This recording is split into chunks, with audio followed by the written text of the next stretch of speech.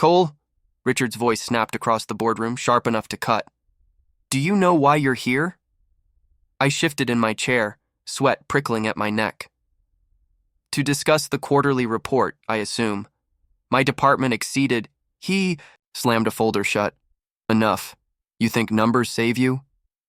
I frowned. Save me from what? Mark chuckled beside him, leaning back like he owned the place. Oh, come on, Ethan, don't play dumb, everyone knows. Knows what? My voice cracked despite my effort to stay calm. Olivia crossed her arms, eyes cold where they used to be warm. That you're finished. My stomach dropped. Finished? I carried this project for months. You were the ones... Richard cut me off. Carried? You mean dragged down. We can't afford dead weight. I gripped the edge of the table. Dead weight? I worked nights, weekends, while Mark smirked. Networking, something you never understood. That's what... You call drinking with clients while I fixed your mistakes? He shrugged. Call it what you want. Management calls it value. I turned to Olivia. And you? After everything. She raised a brow. After everything, don't be dramatic. You never aimed high enough, Ethan. I need someone who pushes forward, not someone stuck in spreadsheets. Her words cut sharper than Richard's. My chest burned. So you stand there laughing with them while they strip me of everything? She tilted her head. You stripped yourself. Too quiet, too safe. You thought loyalty mattered. Richard's voice boomed again. Enough whining. You're fired. The room fell silent, but I heard stifled snickers from the back rows. I pushed myself up slowly, my chair screeching against the floor. You're making a mistake, Richard smirked. No, we're correcting one.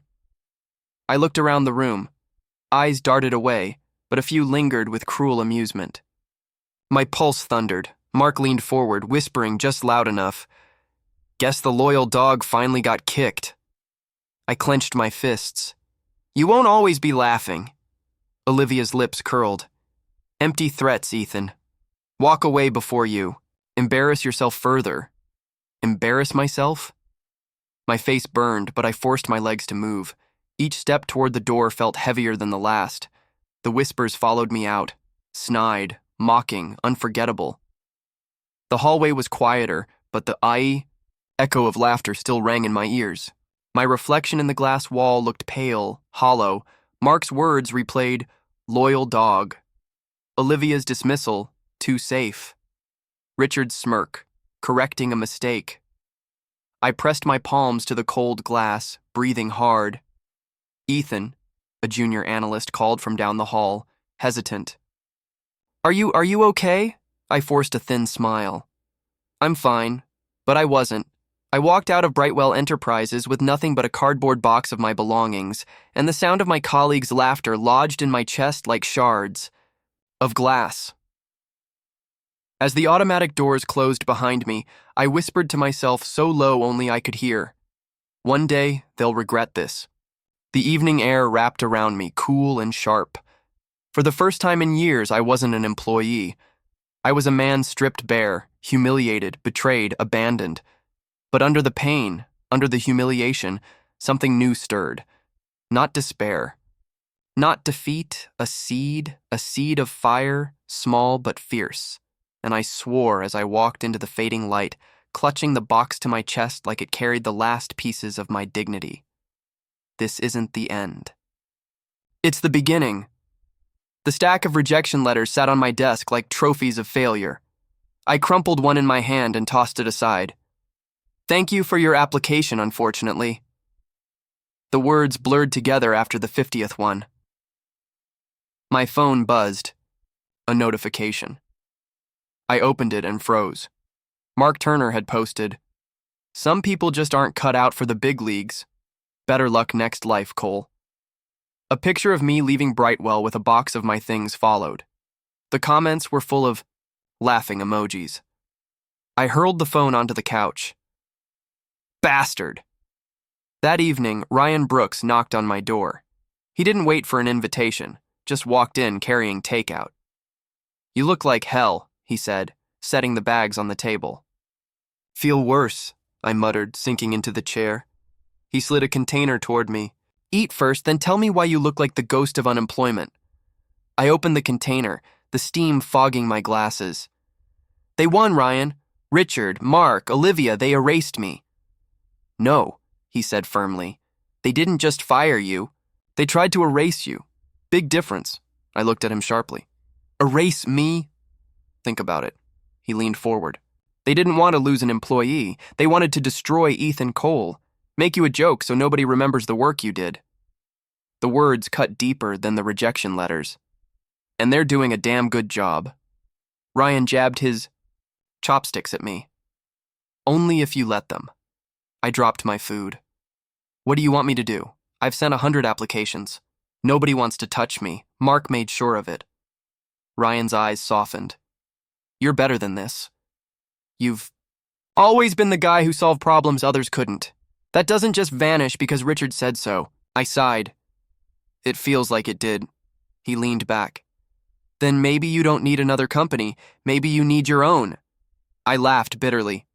My own? With what money? With what reputation? I can't even land an interview. That's why I want you to meet someone, Ryan said. A consultant I know. Smart, sharp, and not afraid to tell you when you're being an idiot. I narrowed my eyes. Who? Sophie Carter, he said. She's helped startups get off the ground. If anyone can help you see the bigger picture, it's her. I don't need pep talks, Ryan. I need a job, he smirked. Sometimes a pep talk is worth more than a paycheck. 2 days later, Ryan dragged me to a quiet cafe. A woman sat. At a corner table, papers spread in front of her, pen tapping against a notebook. She looked up as we approached. Ethan Cole? She asked, standing to shake my hand. I nodded.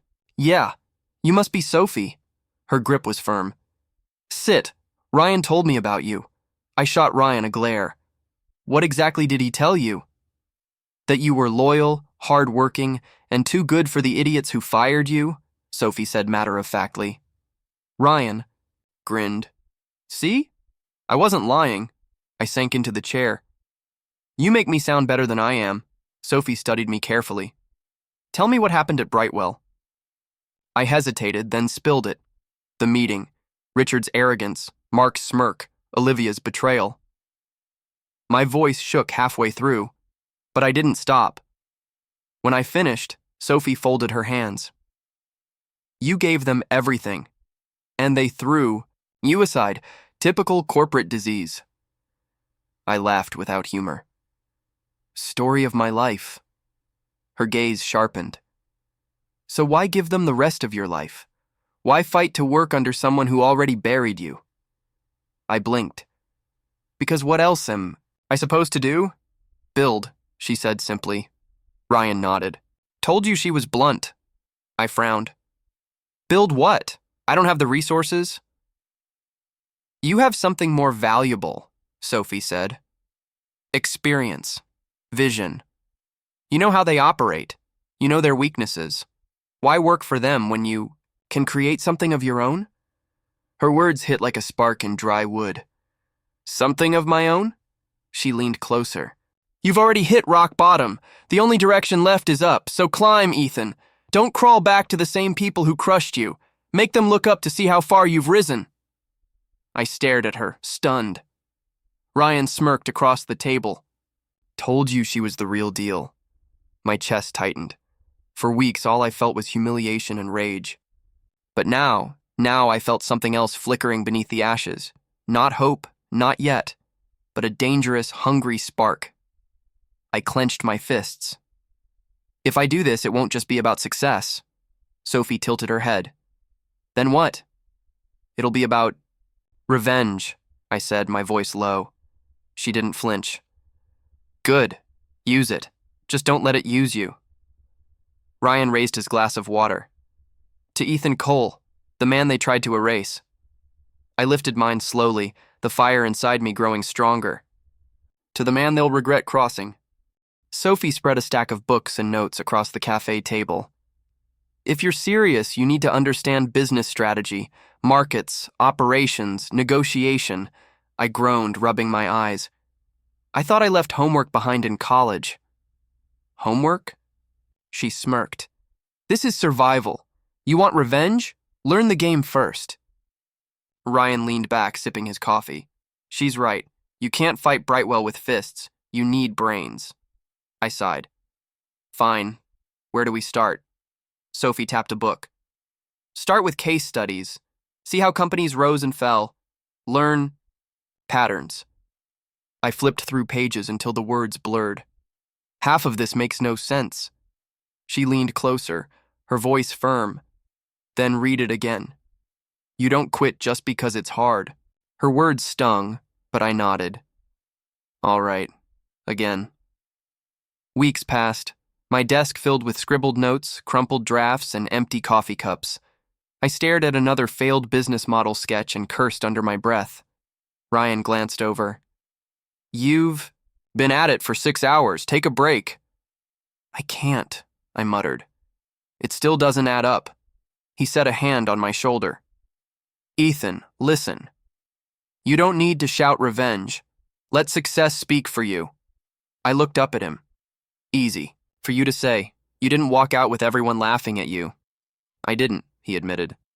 But I saw it, and I know the only way you shut them up is by building something so strong they can't ignore it. His words hit harder than any textbook. I pushed the failed draft aside. All right, no more sulking. We keep going. One evening, Sophie spread my notes out again. Better. You're thinking sharper. Your model actually makes sense this time. Then why does it still feel like garbage? I asked.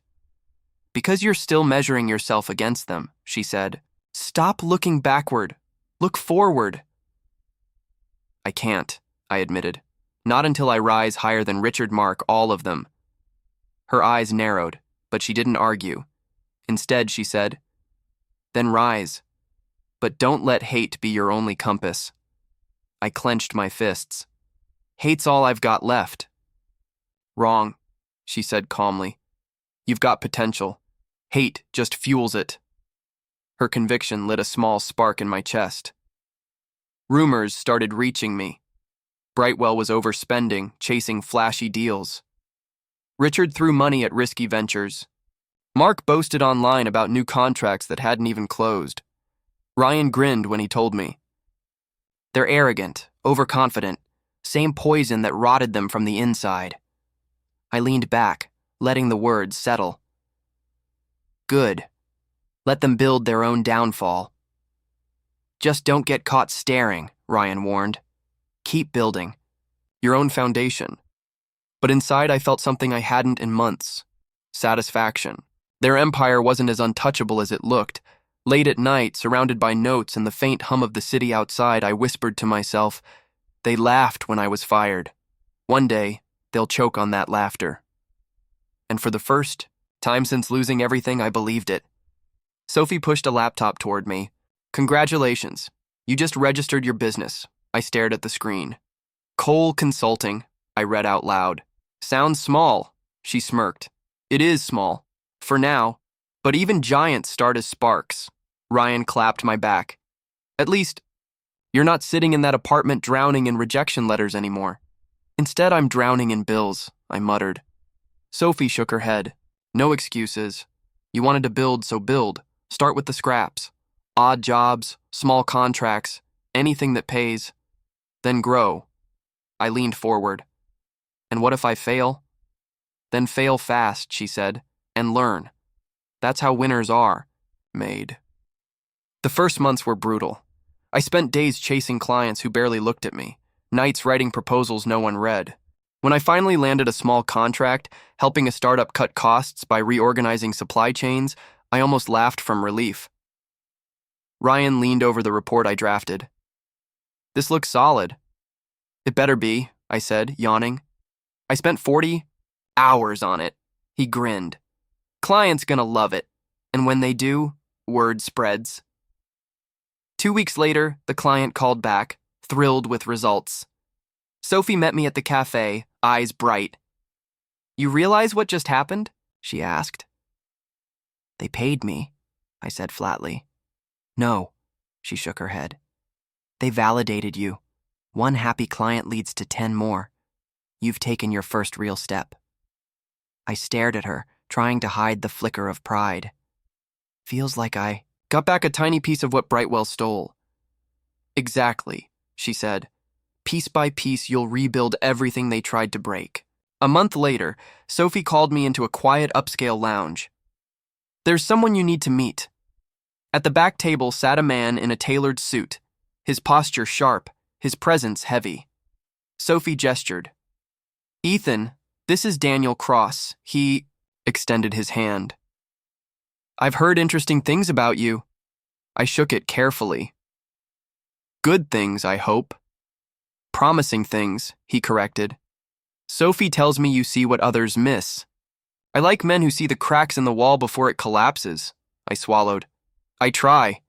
Daniel leaned back. Tell me, what's your vision? I froze. Sophie nudged me. Go on. I drew a breath. I want to build a consultancy that strips the arrogance from corporations like Brightwell. They crush people, waste money, hide their flaws. I want to expose that, fix it, and prove that loyalty and strategy can win over ego. His eyes narrowed, then softened. You speak with fire. Good. Fire builds and burns. Which one are you aiming for? Both, I said without hesitation. He smiled faintly. Then maybe we'll get along. An hour later, Daniel tapped his glass. I'll fund your next phase. Offices, staff, expansion, on one condition. I leaned in. What's the condition? You grow fast, he said. And you don't? Look back. Regret wastes time. I nodded slowly. Deal.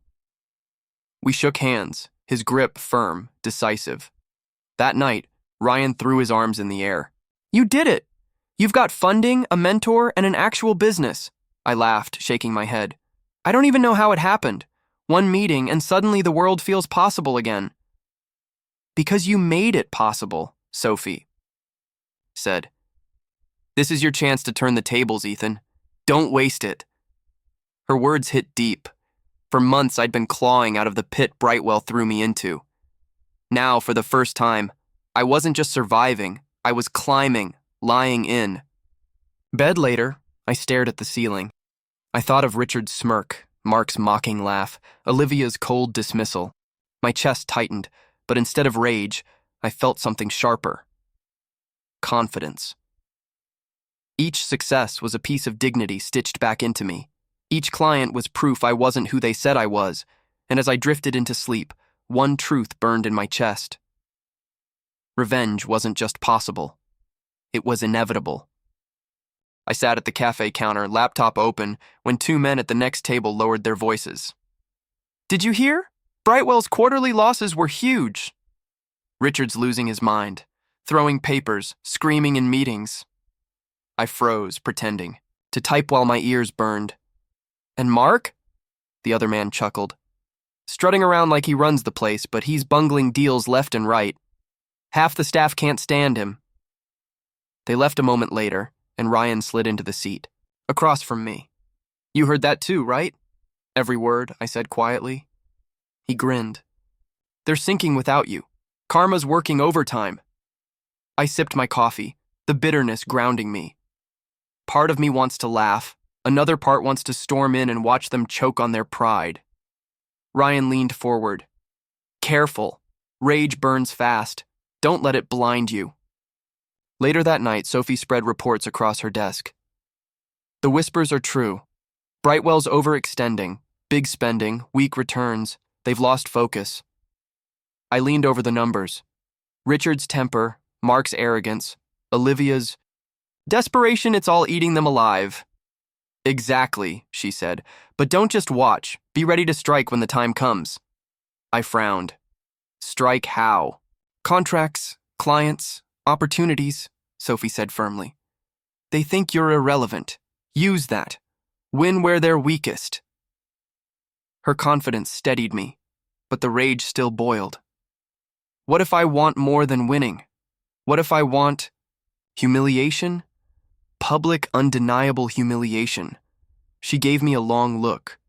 Be careful, Ethan. If you chase their downfall too hard, you might lose yourself. I clenched my fists. They stripped me of everything. Why should I care if I lose? Myself? Because then they still win, she said softly. The next morning, Ryan met me at my apartment. You look like hell. Didn't sleep? No, I admitted. All I saw was their faces. Richard sneering, Mark laughing, Olivia dismissing me. He folded his arms. So what's the plan? Sit here stewing or make a move? I want to move, I said, but I don't want to strike too soon. Good, Ryan said. Timing makes kings, or ruins them. I exhaled slowly. There's a deal coming up, a contract Brightwell's after. If I can outmaneuver them there, it's the first real blow. Ryan raised a brow. High stakes? Very, I said. But worth it. He smirked. Now you sound like the... Ethan, I know. At Sophie's office later, I laid out my plan. Brightwell's chasing the Holbrook contract. It's massive. If I can win it first, I undercut them publicly.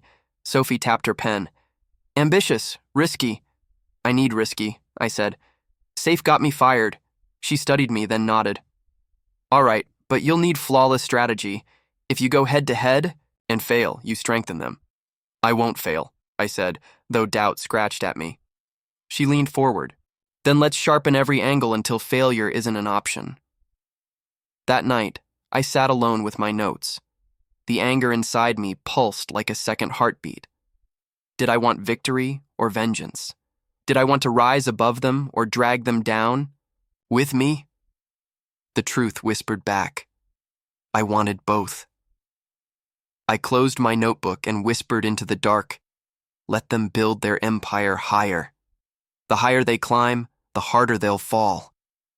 And this time, I'd be waiting to push. The conference. Room buzzed with tension as the Holbrook contract went to bidding. I sat across from Richard Hale, Mark Turner at his side, and Olivia Hart pretending not to notice me. Richard leaned back, smirking. The kid we fired, competing with us? He laughed, loud enough for the room to hear. What's next, Ethan? Selling. Lemonade on the corner? I kept my expression steady. Funny, we'll see who's laughing when the bids are done. Mark leaned forward, voice dripping with arrogance. You really think you can take Brightwell head on? I don't think, I said. I know. Olivia finally looked at me, her voice low. Don't embarrass yourself, Ethan. This contract is out of your league.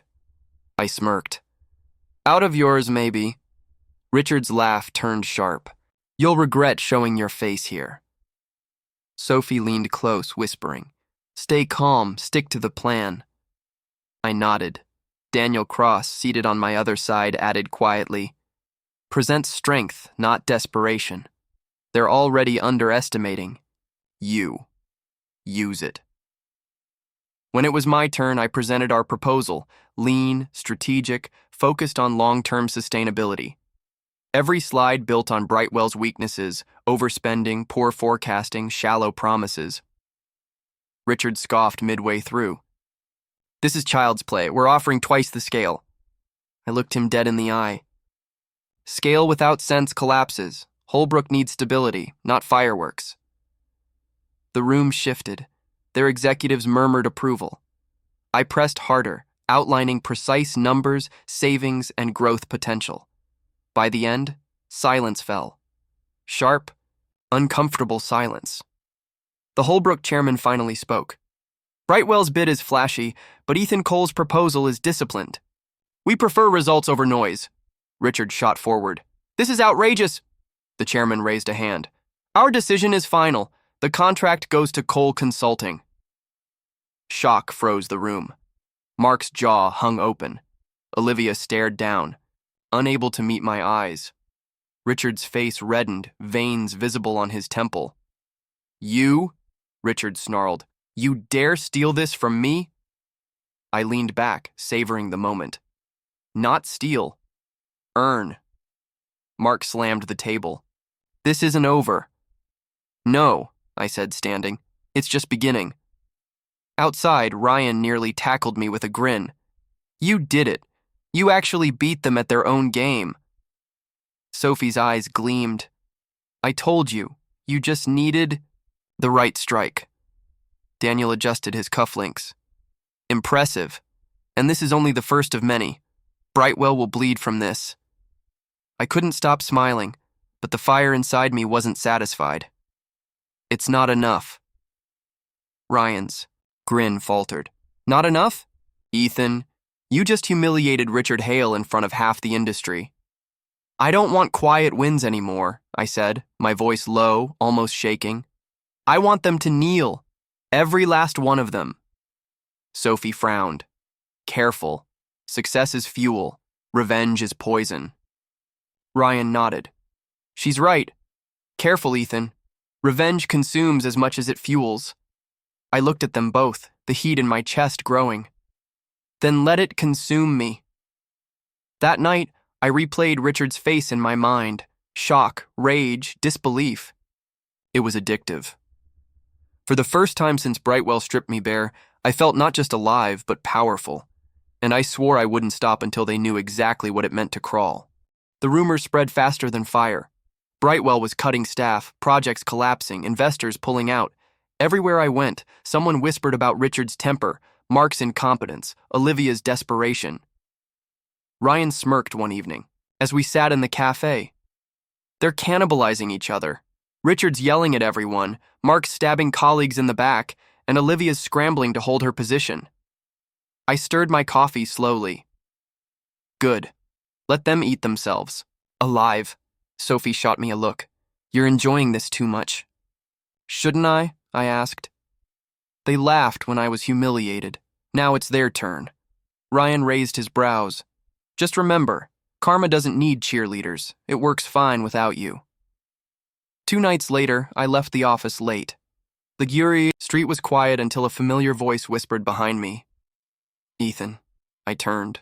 Olivia stood there, her coat wrapped tight, eyes shining in the streetlight. My stomach twisted. What do you want? She stepped closer. I was wrong. I laughed bitterly. Took you long enough. Her voice dropped. I should have chosen you. Not Mark. Not Brightwell. You. The words clawed at me.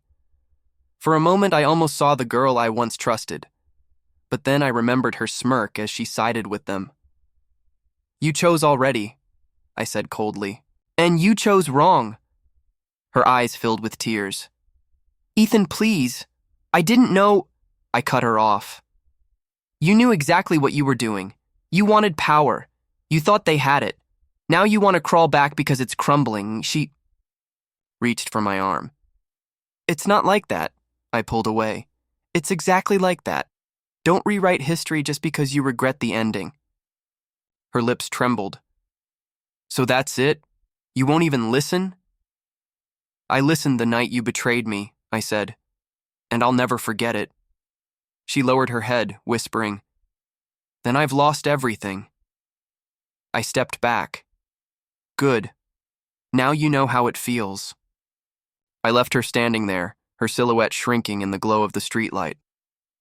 Back at Sophie's office the next day, she studied me carefully. You look different. Different how? I asked. Harder, she said. Colder, I shrugged. Maybe I needed to be. She leaned forward. Ethan, do you ever think about where this ends? Yes, I said without hesitation. It ends when I take everything back. Her eyes narrowed. And then what? What's left of you when there's nothing left to fight? I clenched my jaw. I don't care. They took everything from me.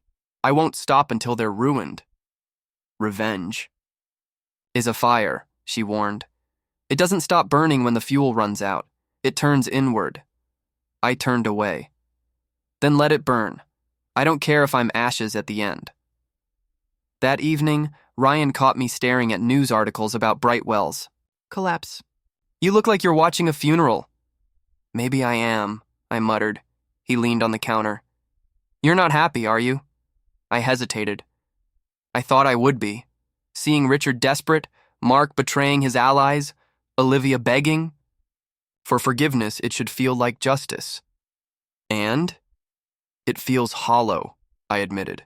Like they're crumbling under their own arrogance, not because of me. Part of me wanted to be the one pulling the strings. Ryan shook his head. Their downfall doesn't need your hands. It's more satisfying this way. They did it to themselves. I clenched my fists. But it doesn't erase what they did to me.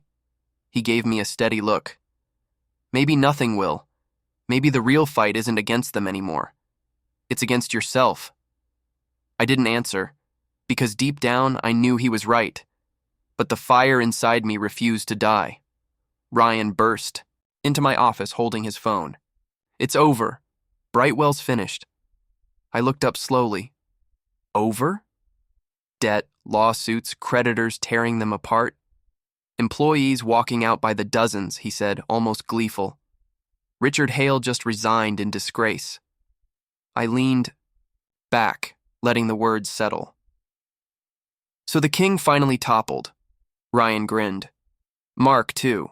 They caught him embezzling. He's facing charges. And Olivia? No allies left. She's radioactive. I stared at the desk, my chest heavy. All of them undone. Ryan sat across from me.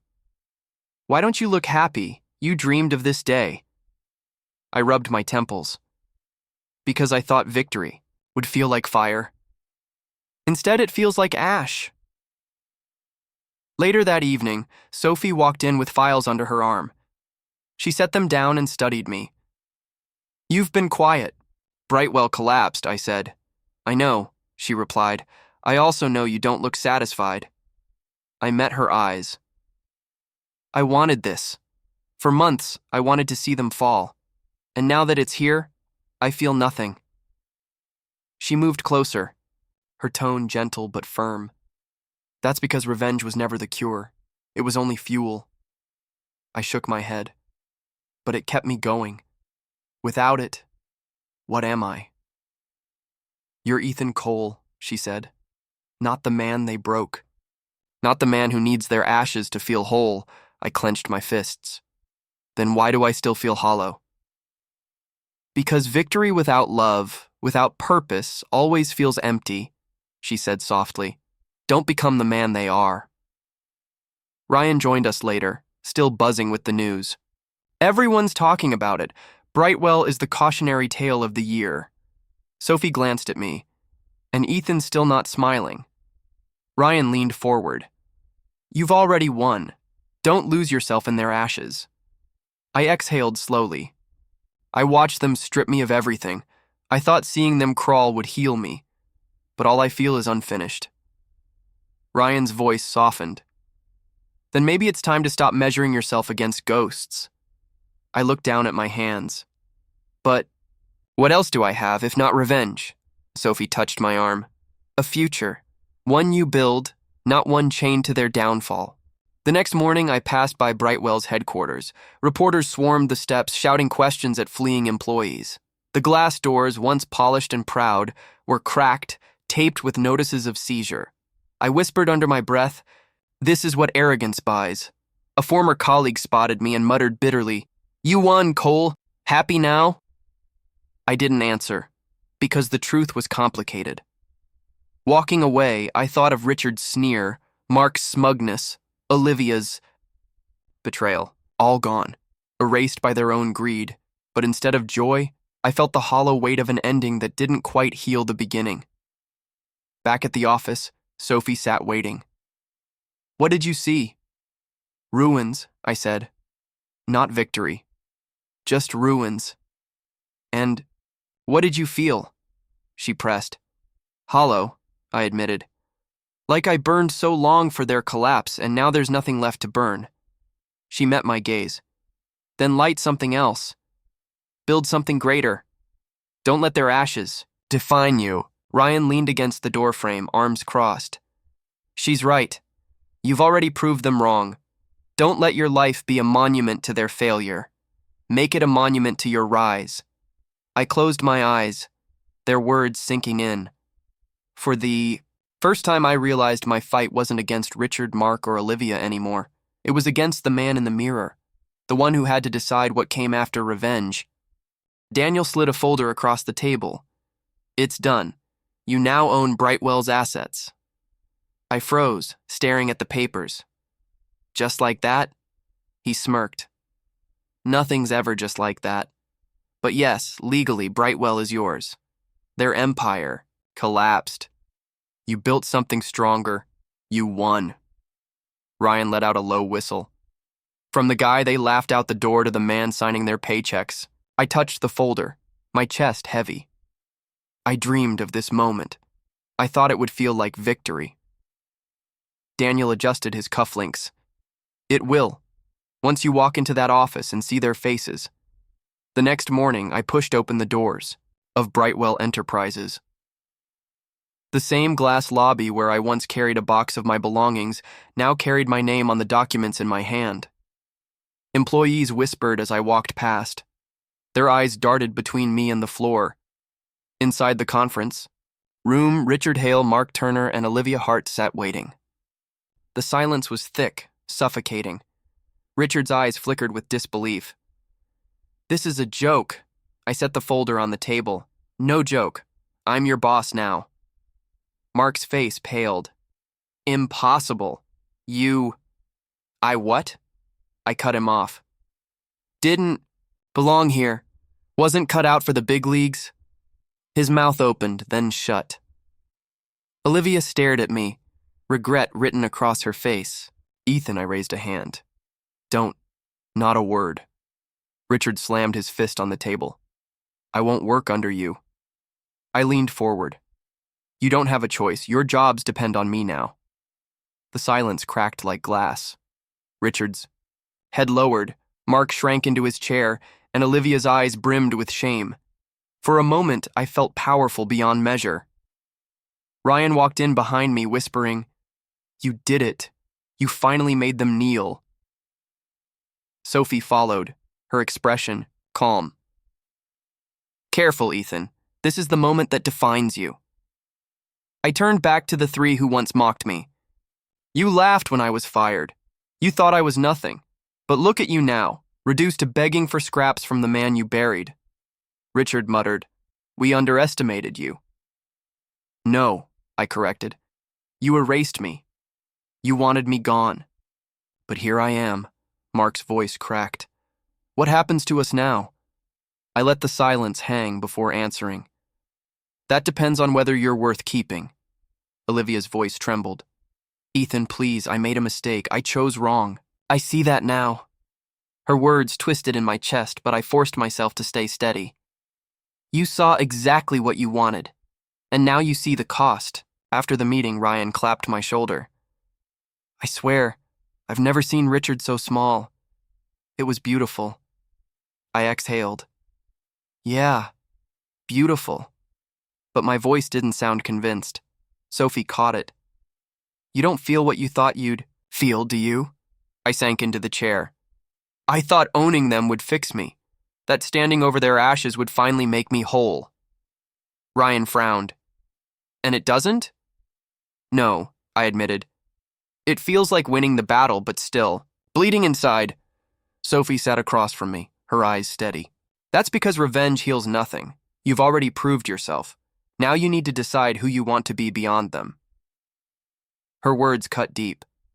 Later, alone in Richard's old office, I stared at the city skyline through the glass windows. This was the same office where I once begged for respect, where my loyalty was mocked and discarded. Now it was mine. I whispered into the empty room, I thought owning them would fix me. But real victory is owning myself. The words echoed back, truer than anything I'd said in years. Ryan knocked on the door, stepping in with a grin. Boss, everyone's waiting to toast. Don't keep your people waiting. Sophie followed, him placing a key card on my desk. This office is yours now, not because they fell, but because you rose. I looked at them both, my throat tight. I couldn't have done this without you. Ryan smirked. Damn right. I'm putting that on my resume. Helped Ethan Cole take over Brightwell. Sophie laughed softly. And I'll settle for watching you finally stand where you belong. I held the keys in my hand, their weight heavy but steady. Not the weight of revenge anymore. The weight of choice. Walking out with them beside me, I felt something shift. I wasn't the broken man who once left this building with a cardboard box. I wasn't the bitter man clawing for payback. I was a survivor, a builder, a man who carved his own road from the ruins. And as I locked the office behind me for the first time, I whispered to myself, "This time no one can take it away from me."